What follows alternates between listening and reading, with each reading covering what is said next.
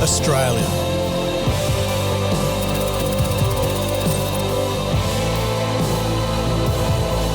A land of extremes.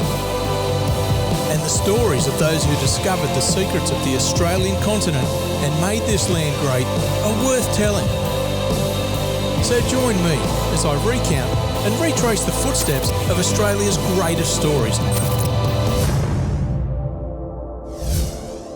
On Australia Rediscovered with Ricko.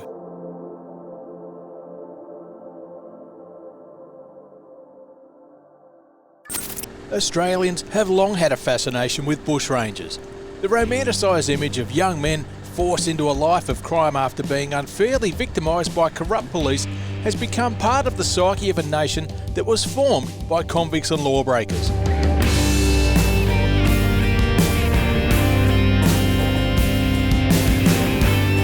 Ned Kelly, Captain Thunderbolt, Mad Dog Morgan and Captain Moonlight have all become household names, and the stories of their exploits have been told and retold through countless songs, books and on film.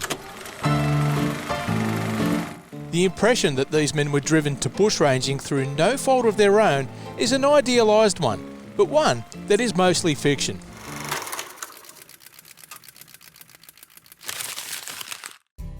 But one bushranger who roamed the plains and ranges between Bathurst and Forbes in the early 1860s may very well have fit the bill. The locals here in Breeza will tell you that it was right here that the famous Australian bushranger Ben Hall was born, although some claim it was a bit closer to Maitland, a few hundred k's south of here.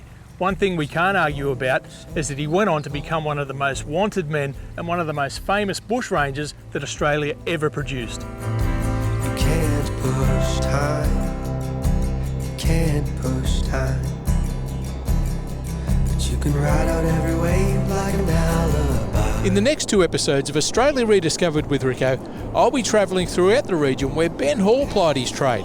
From his disputed birthplace right here in Breeza to Goobung Creek, just outside of Forbes, a place that has gone down in history as the site of one of the most brutal takedowns in law enforcement in Australia. You won't break free, you won't break free,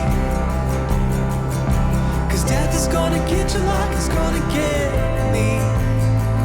Ben Hall was born in May 1837 to Benjamin Hall Sr. and Eliza Summers. Benjamin and Eliza were both convicted in the UK for stealing and were sentenced to transportation to Australia. Benjamin arrived in 1827 and Eliza 3 years later. Run to the edge, unbroken.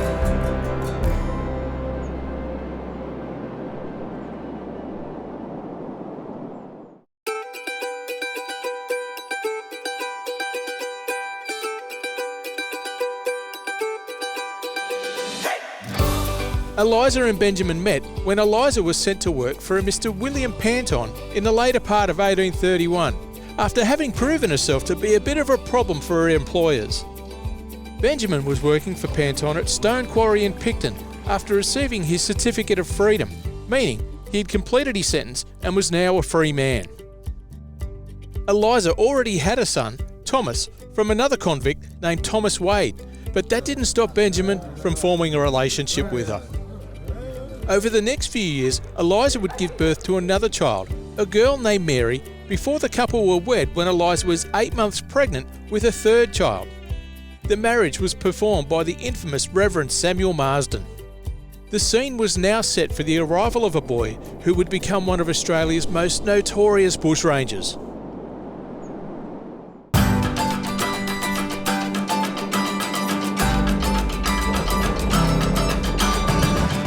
The family moved to Breeza in early 1836, where Eliza gave birth to a third child, Edward, while Benjamin was driving cattle along the Liverpool plains. Little is known of the time between Edward's birth and the birth of his brother, Ben, other than the family probably left Breeza for Maitland before Ben was born.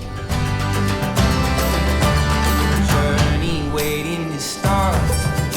Imagine us going far, 'cause they couldn't change that, my love. It is believed Ben was born on the 9th of May 1837 in Morpeth, near Maitland on the Hunter River. In 1838, the family left Maitland and settled alongside the Barnard River near Barrie in New South Wales. However, the remoteness and primitive conditions of the farm led to the Halls relocating to Haydenton, around modern-day Murrurundi. During his time in Murrurundi, young Ben spent many hours camping rough and mustering wild cattle and horses with his brothers, Thomas, William and Edward. This time spent in the bush would become invaluable for Ben in later life, and would on quite a few occasions save his life.